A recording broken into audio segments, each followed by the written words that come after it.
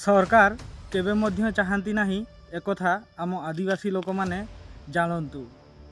भारतर प्रथम अधिवासी होउचंती आम आदिवासी लोक माने, किंतु सरकार एकथा को विश्वास करती नहीं एवं विश्वास करने को मध्य चाहती नहीं।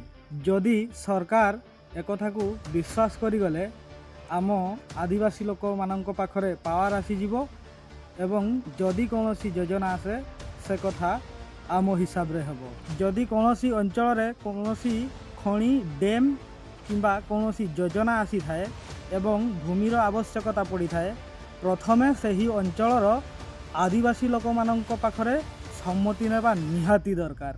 सरकार जदि आदिवासी लोक मानक पई कौनसी नुआ योजना किंबा नियम आनती, प्रथमे आदिवासी लोक मानकर सम्मति नेबा निहाती दरकार।